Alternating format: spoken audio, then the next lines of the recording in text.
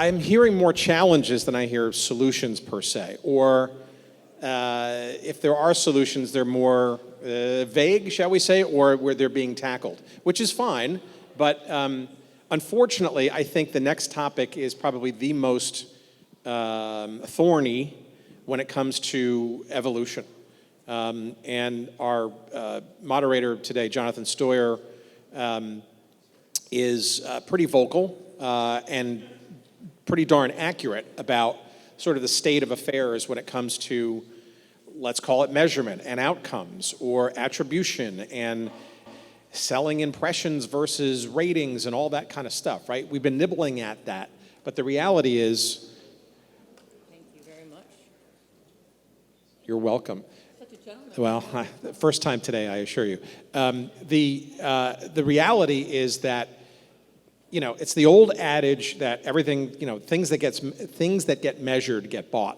The problem is there's so much stuff out there, and it's not all conveniently, linearly measured and or valued, so to speak, right? So I'm going to let Jonathan pick up with fervor on this conversation, but this is, you know, this is a hot one, right? And we all have our sort of opinions about it, but if this part in particular, forget the rest of it, if this part doesn't get solved and fast, we may be on a road to nowhere. There, I just said it. So maybe I'm wrong, but please tell me I am.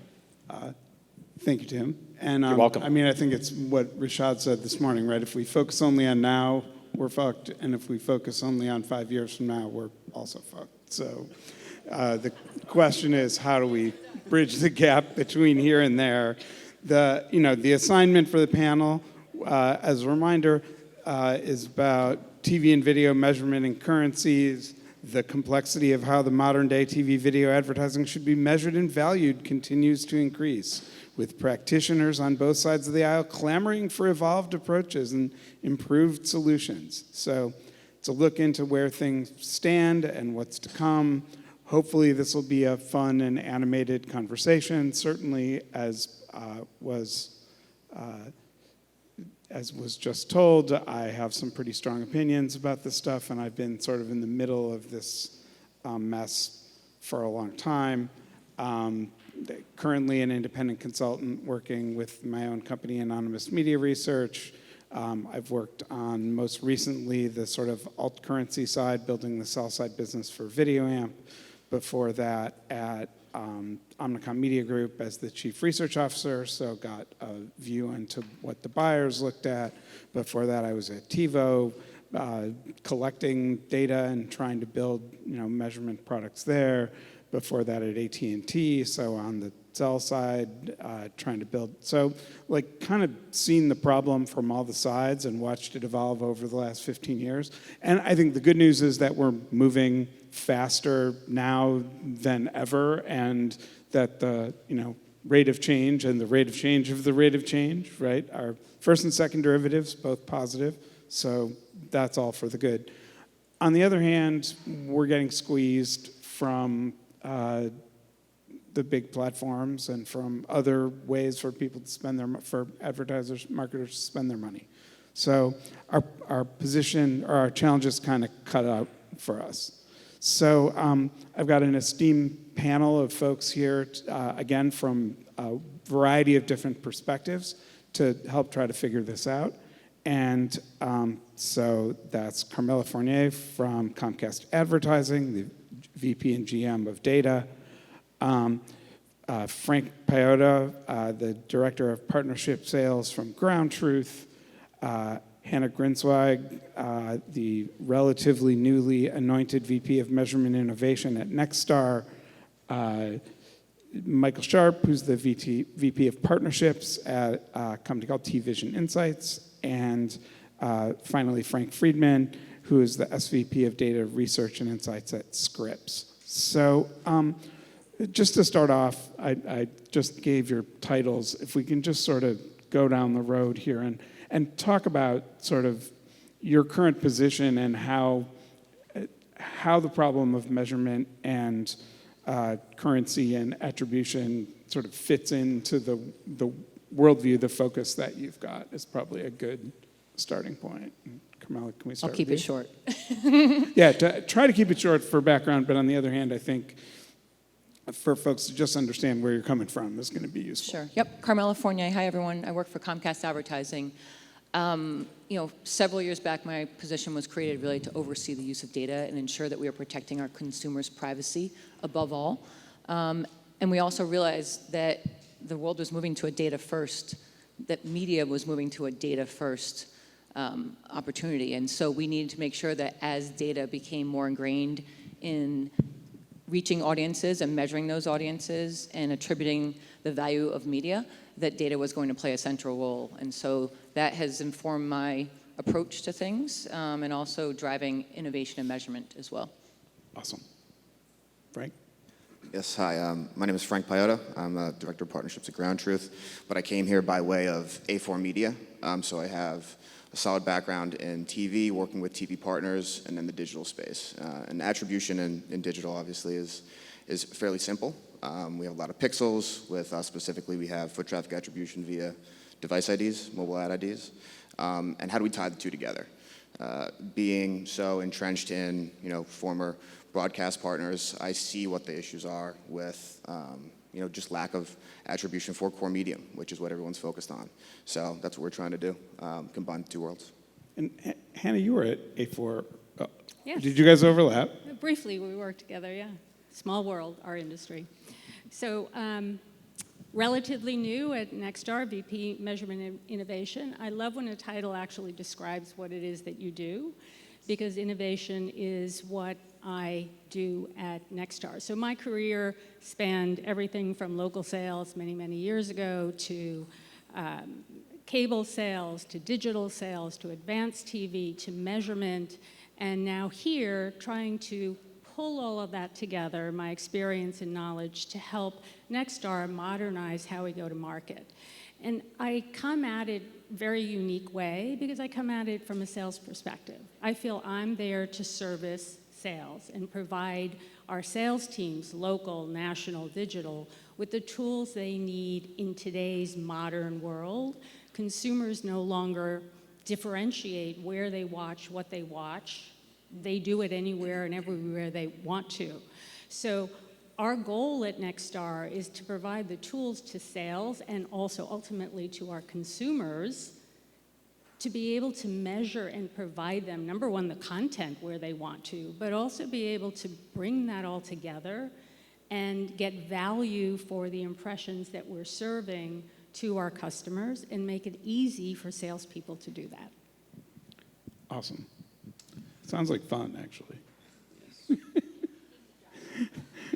Hey My everybody, pleasure. Michael Michael? Sharp. I'm the VP of Partnerships at TVision. I don't think my title explains anything, but no. So we are a measurement company. We operate a panel of U.S.-based TV measurement, and we play a couple of different roles. So, my background, I started my career at Arbitron, worked at Nielsen, so I've been involved in measurement and specifically panel measurement with the launch of the PPM panel at Arbitron, and then sort of working in the local space at Nielsen where we were taking in big data sets and calibrating those with the NPM panel and the PPM panel. And TVision plays a similar role in the world of alt currencies. So Jonathan's former company, VideoAmp, and the iSpots of the world, we provide the calibration panel for demographics and co-viewing reporting. So we're an ingredient into the alt currency world, and that's really sort of one aspect of what we do. Our core business is around measuring attention. So our sweet spot is that we measure if people are paying attention to programming and ads.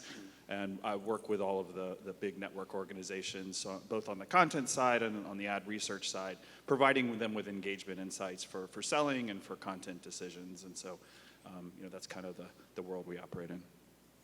Hey, good morning. I'm Frank Friedman. I work for Scripps. I've been there about 6 years. We recently did our own bit of reorganization and created an enterprise solution for data analytics and research. So I'm kind of the measurement person at our company. I came from the Publicis Group. I had the wonderful pleasure to work with Rashad all around the world, and I think he summed it up very well. This is a dumpster fire. I'm just going to be frank with you.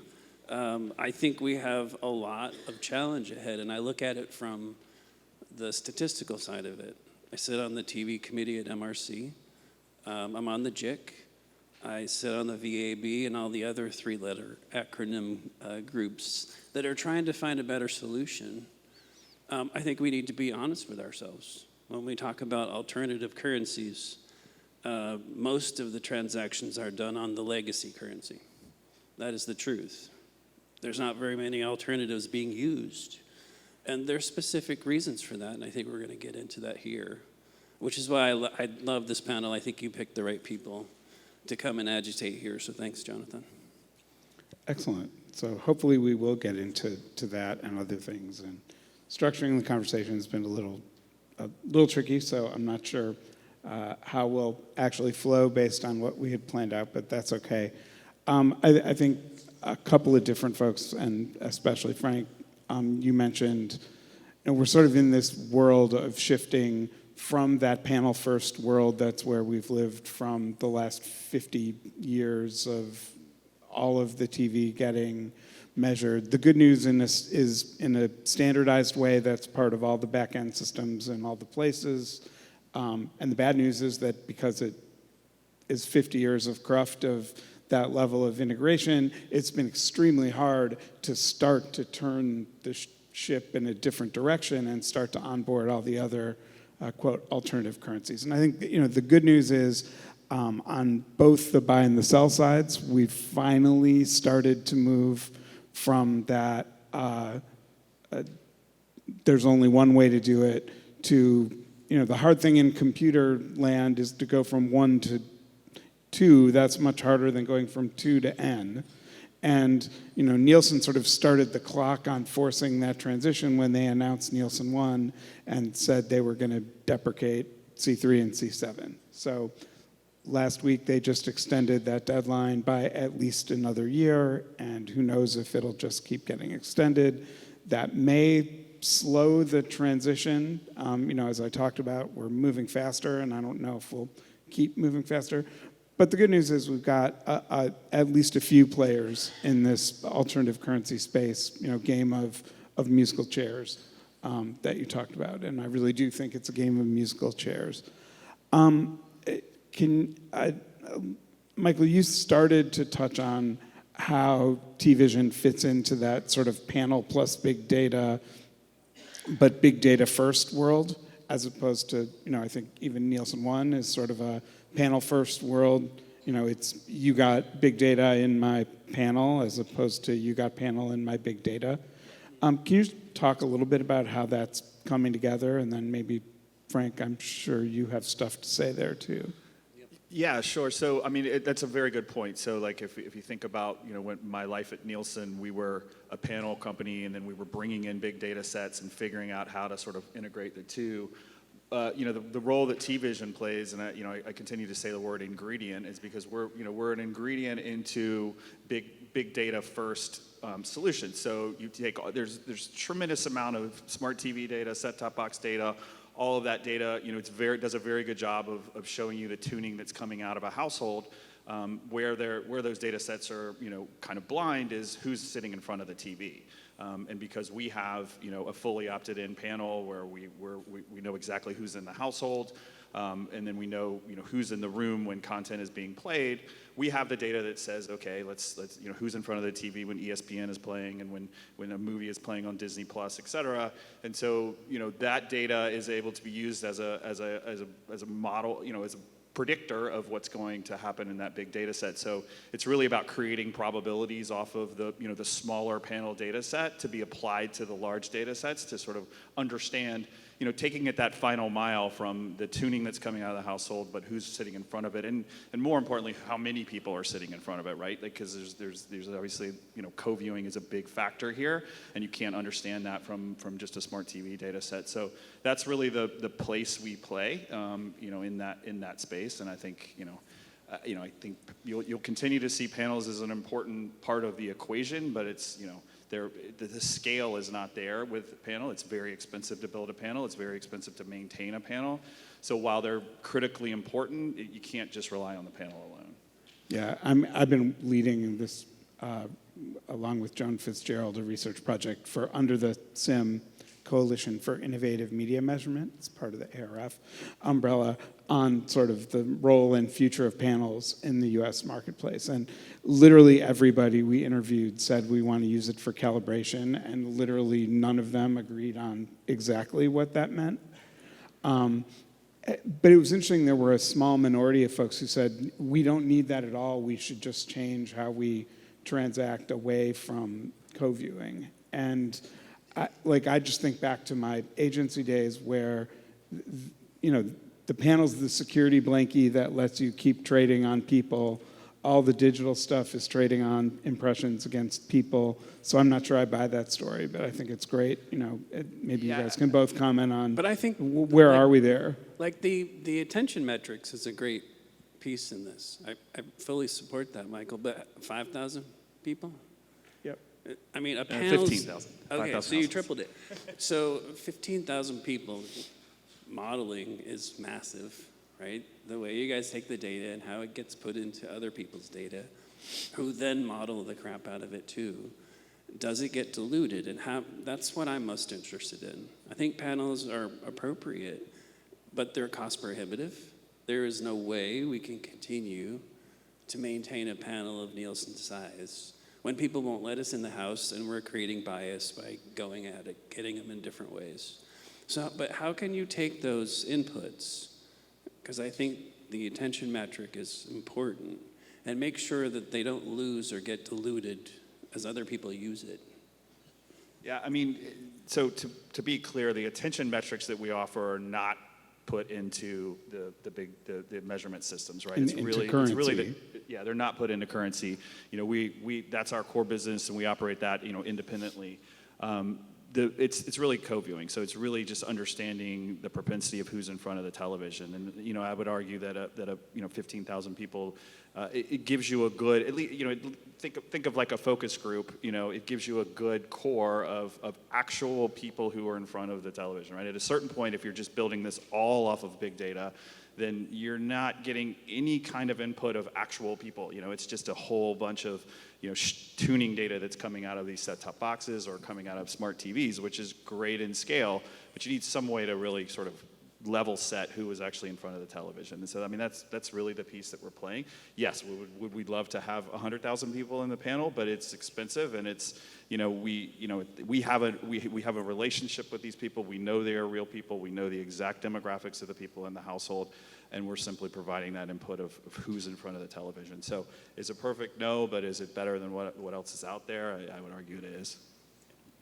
Yeah, I think another thing that we learned in this research is most people don't realize that Nielsen data set that everybody's been using for 50 years actually has a bunch of modeling built into it. And they all think that it's like a direct source of truth, but it kind of isn't.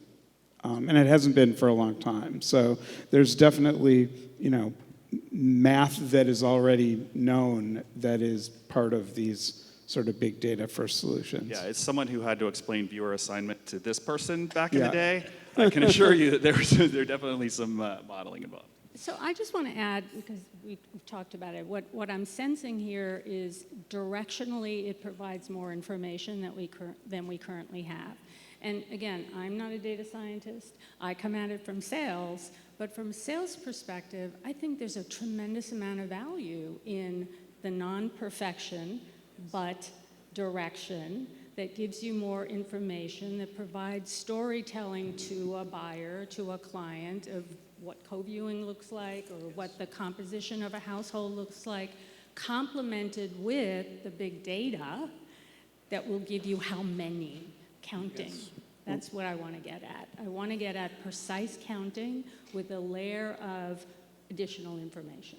Yeah, I mean, I'm one of those people who feels really strongly that I love the idea of getting to attribution and outcomes, and we'll talk about that in a second. And that's, I think, incredibly powerful for storytelling in a world where that's exactly what the big, the platforms are doing.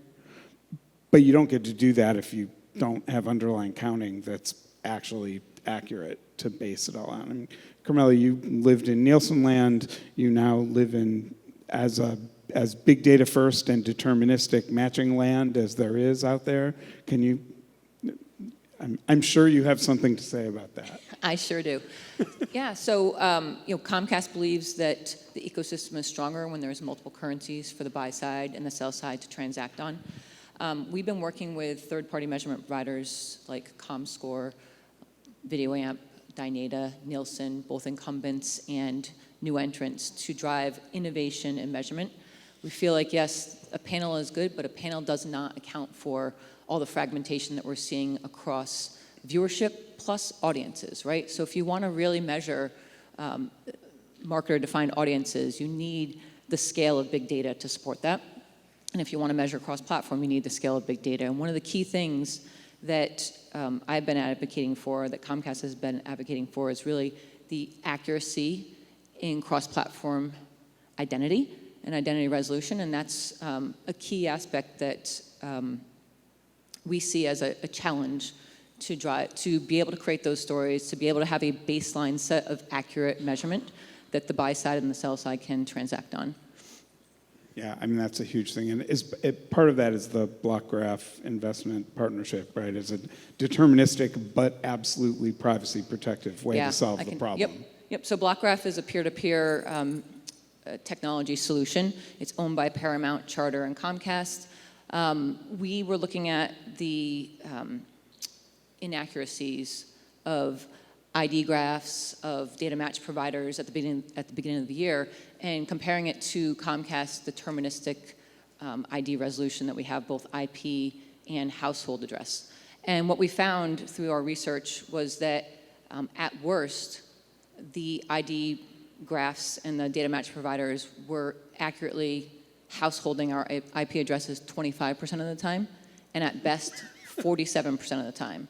So similar to the TrueSet. Yeah, I was going to just mention. Yeah, similar to the TrueSet study that looked at hashed email addresses and the accuracy of those, less than half the time, identity is correct in our world, in the metrics that you're transacting on, that we're transacting on. And that's a massive challenge, creates challenges in accuracy and reliability and stability, and the confidence that we need to be able to transact on those impressions and those measurements. And let me just add one thing, because you did ask, and I want to answer your question about what we have been doing. So looking at, we're looking for ways that we could tap into the deterministic IDs that Comcast has in a privacy-safe way. And we do use the block graph technology. And what it does is we have a new offering just this summer that we're working with measurement providers and platforms to basically household IP addresses, to verify and confirm that those IP addresses belong to those houses without passing data in a very privacy-safe way. And what it's doing is providing much more confidence in the audiences that are being transacted on, and validity to the measurement and the reporting that we're seeing. And I think the key there is, like, on one hand, we don't want to stop making progress because we have scary numbers like that, and because we have scary numbers like the TruthSet, finding that in a lot of cases, the enrichment data that's being added on top of the 37% correct identity data is also 50% correct. So, you could flip a coin and that would be just as accurate as asking one of the enrichment companies whether a given individual is male or female. Kind of problematic, right? And you multiply the 37 by the 50 and it's not actually good. That's the ingredient into the combination of the panel data and the big data. That's kind of scary too. But on the other hand, it doesn't get better if we don't acknowledge that problem and start trying to make it better. And also, I think, appreciate that we have no idea whether that's closer to capital T truth than what Nielsen was doing. Just, it's messy for completely different reasons. Carmela, Comcast is sharing the data now with Nielsen. Are you guys going to continue sharing the love? Because your data is fantastic. Are you going to continue to share Comcast data out in the ecosystem? Yeah, so we want to drive measurement innovation. We're licensing the data specifically for measurement, right? So the idea is that we are filling in holes in measurement today, so we're providing more representation across the Comcast footprint to drive that reliability and stability. And yes, we're looking to continue to partner to drive that.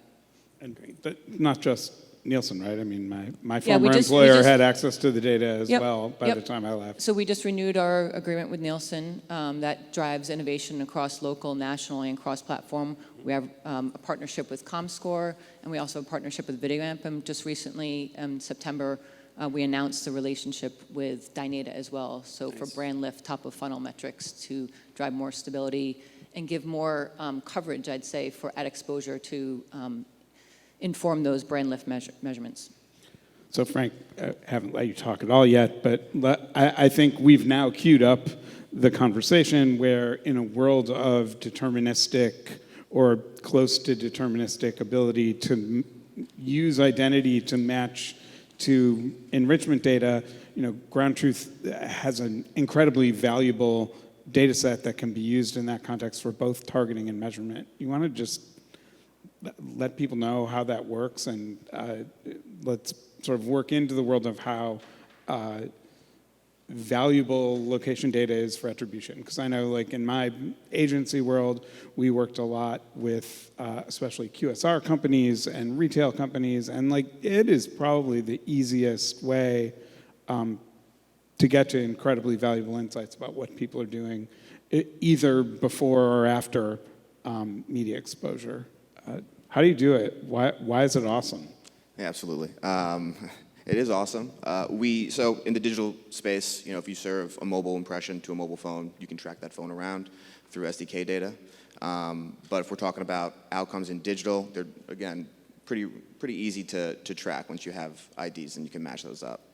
And being able to track observed deterministic foot traffic data off of a campaign, off of every impression served, off of every user impressed, it becomes really valuable if you use a use case like an auto dealership. If you can send 100, 200 people into an auto dealership for a fixed price, you can very easily work into what your return on investment is from observed foot traffic.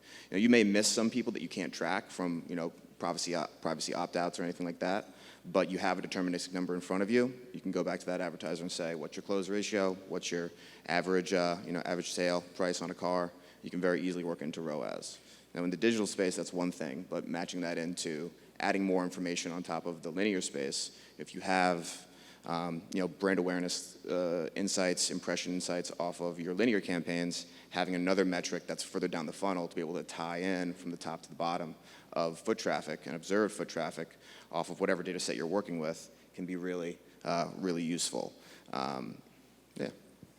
And you work a lot directly with agencies and marketers doing that, not just with measurement companies, right? I mean, I remember in my OMG days, I think, early Omni partner there, and Omni is OMG's data tool, not the way that you pay for the subway in New York City. The Omnicom one was first. Those relationships are still growing, right? And Yeah, absolutely. Yep, we have teams that focus on the major holding companies, brand direct, all the way down to mom and pop. So having a national and a local view, we have coverage all across it. Cool. I want to change topic a little bit because we're running out of time. We've talked a lot about I've experienced directly as part of one of my sim projects, like availability of data actually is a challenge across the ecosystem, and I applaud Comcast for helping out there. On the TV OEM side, like we got a huge challenge because those guys are, in their way, replicating the horror show of the 20 years ago MVPD wars around addressable cable. And I feel like, did we not learn our lesson that selling in a fragmented way by geography is not actually helping national sales at all and not helping the agencies?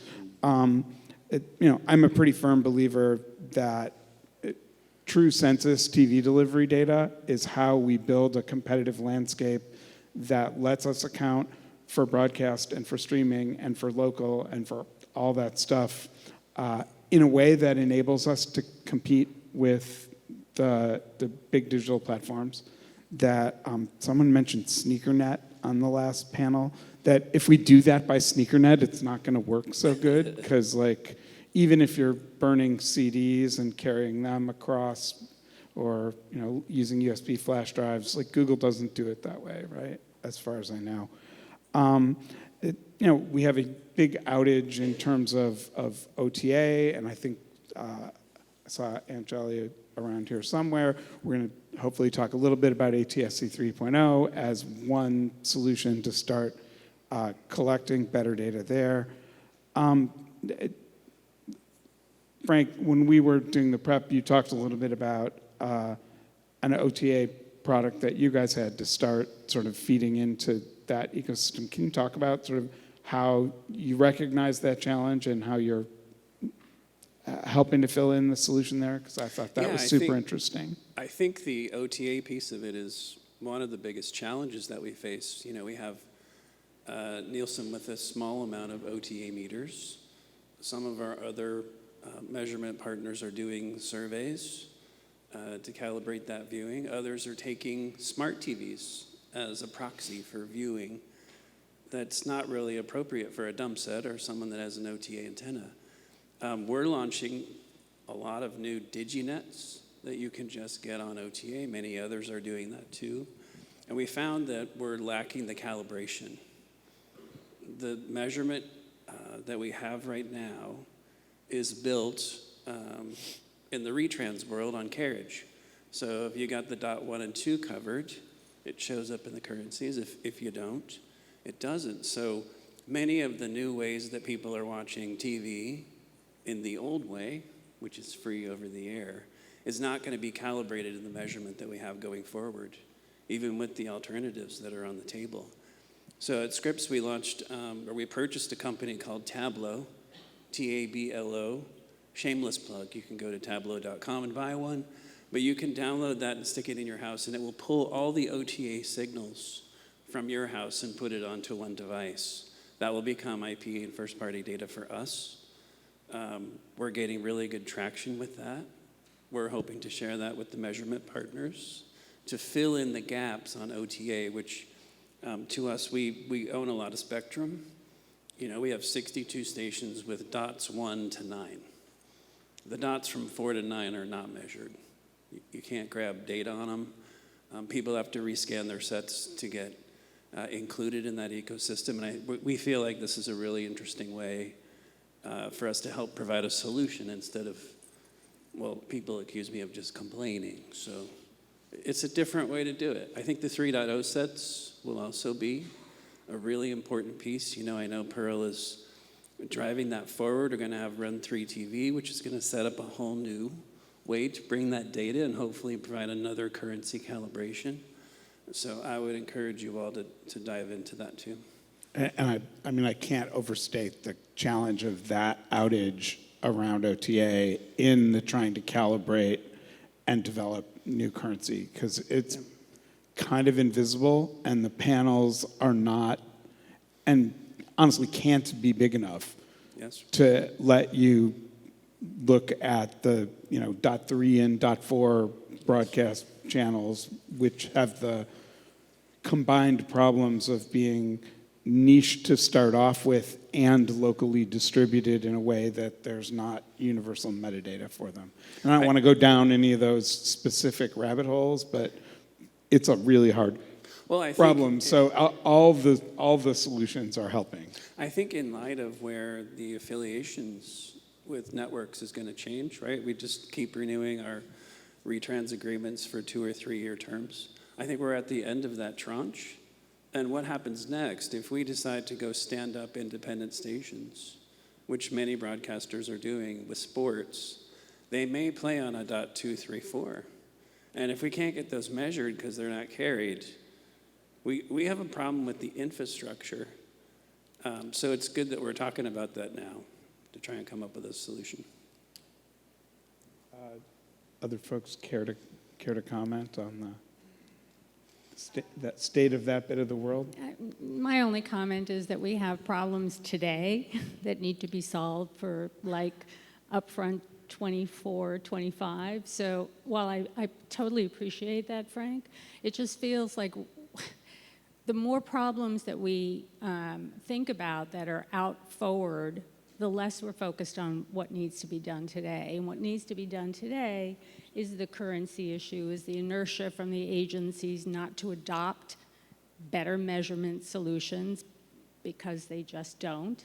So those are the things that I care about personally for Nexstar, for the industry.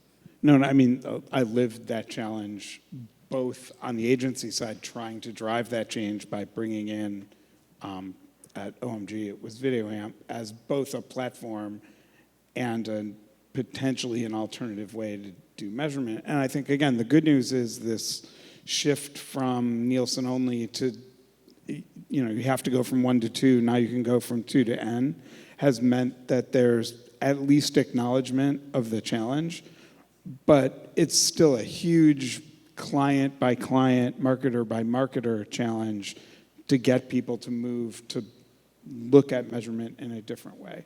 And, again, and this is why, Frank, I asked about, who's leaning into what you guys are doing. There are places where it's helpful, and there are places where it's much harder to get them to go, right? If your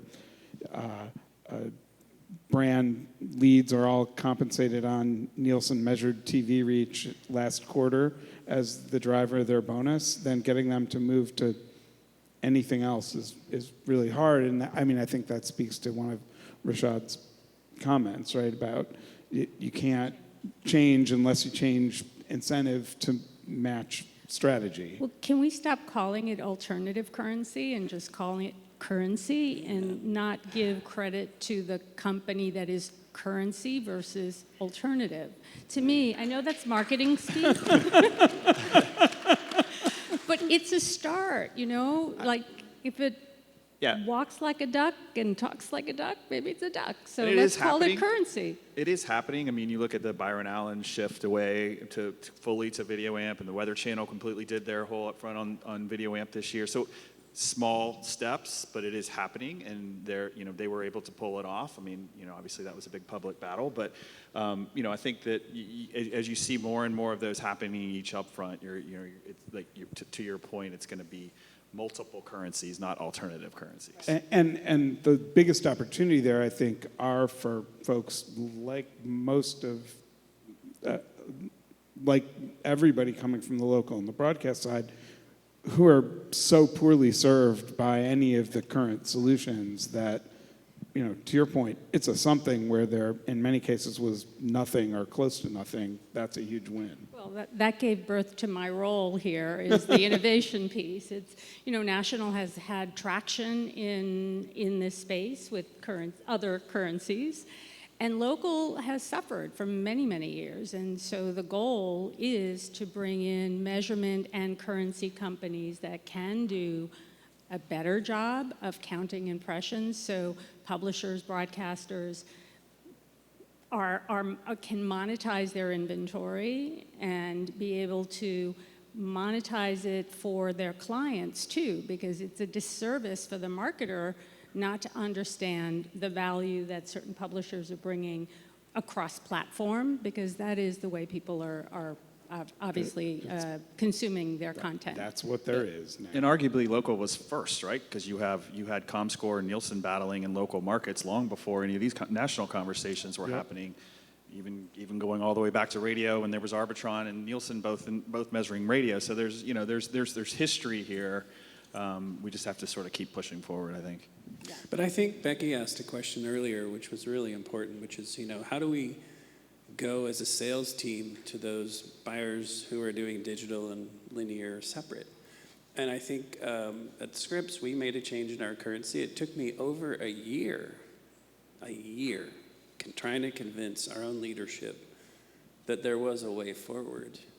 The calibration, getting it in our systems, helping sales folks understand the translation, the clients who had to change their bases if your currency changes. They're all huge hurdles. And I would just encourage us all to think about, like what Rashad said, which is step up and take a broader look. It's going to take time, right? To your point, Hannah, we're not going to have perfection. I really like the way you say that. But we're also going to have to take baby steps and start now. Yeah, and focus on making it easy, because otherwise it doesn't happen. Carmela? I think that's why measurement is such a hot topic while we're here today, right? Is because when we have blind spots, we can't accurately value the media, right? And so part of that is fixing the panels so that OTA is represented. Part of that is offering choice in the currencies that the buy side and the sell side can choose from. So yes, reach is fundamental, but what about attribution? What about outcomes? And how can we tie greater fidelity, I'd say, in the audiences that marketers want to reach, that you're planning against, that you're placing buys against, all the way to the measurement, the counting of those impressions and the attribution. And that's what we're working on, and that's why we're here today. And without that, it's virtually impossible to compete with the platforms. The big platforms. Who can do all that stuff. That's baked and they into- can that's do it baked and into their make it platform. easy, and they can do it directly. They're selling directly to the clients with an army of folks who can roll out their easy button tools. So Absolutely. that is the challenge, right? We recently hired a CMO who used to be at Wendy's. So he would buy Ground Truth, whether through partnerships or other avenues. And when I asked him when he first got to Ground Truth, like, hey, why'd you come here? What's the value here? It's because of the outcome. It's because at the end of the day, we're all in business. We're all buying advertising to make more money. And how can we prove that? How can we tie efficacy to the media that we're spending? And that's the goal. That's the challenge. And with that beautiful tie back to what Rashad said this morning, we're formally out of time. I don't know if we've got an opportunity for audience questions, but it looks like no. So I want to just thank you all. This has been super fun, and I also really enjoyed the prep call, and it's been great getting to know all of you. Let's continue the conversation, and thanks to all you folks.